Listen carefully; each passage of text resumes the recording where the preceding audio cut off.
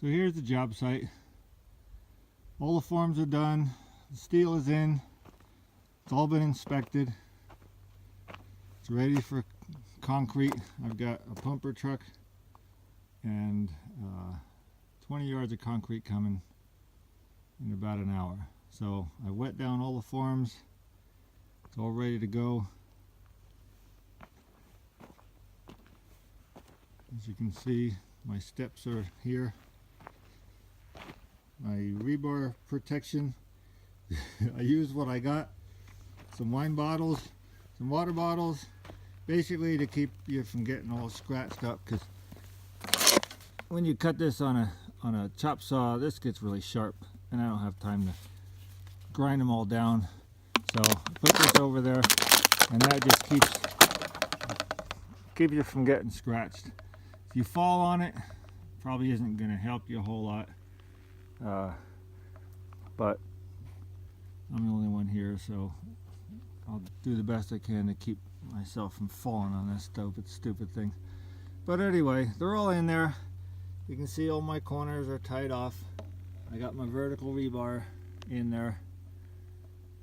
Every 4 feet I got vertical rebar in my corners.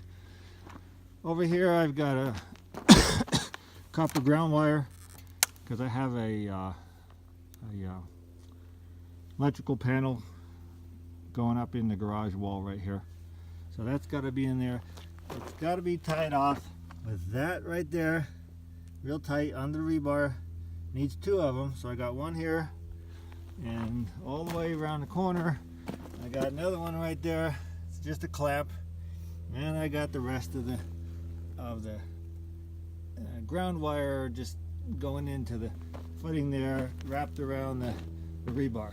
So as we come up here, a couple of steps.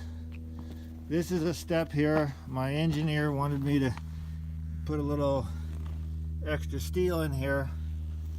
So as you can see, I got these bent pieces that come down and attach to there. So this, as this step goes there, you don't want a thin spot over here, and you want a little extra rebar in there. So that's what I did.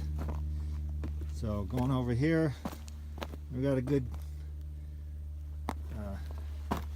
corner mesh assembly right here of rebar, and then coming up this step, as you can see, I kind of have the same thing, little extra steel in there just to keep that step from cracking.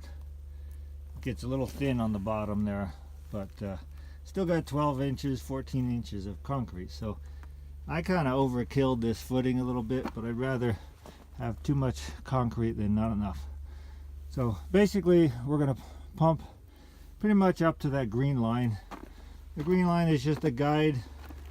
We're gonna pump it in there, and then just kind of rake it and screed it off the top of all these forms.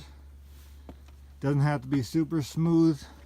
You're not going to see any of this. All this is going to be underground. The only thing I had to do is I got this big piece of granite that's real close to the top of the form right here. So engineer said drill a big hole there, 4-inch hole, slam a piece of number 4 1/2-inch rebar in there, and it's good to go. So I did it there, and then 2 other spots down here where I've got all that granite in there. So we're ready to go. I wet the forms down.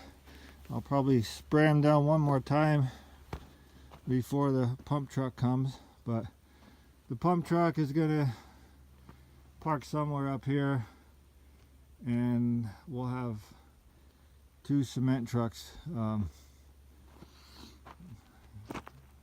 park over here someplace, back up into the pumper, and they'll pump it with a boom. Cost me an extra $450, but I don't have 3 guys to help me, so I do the best I can. So here we are. Now we just wait.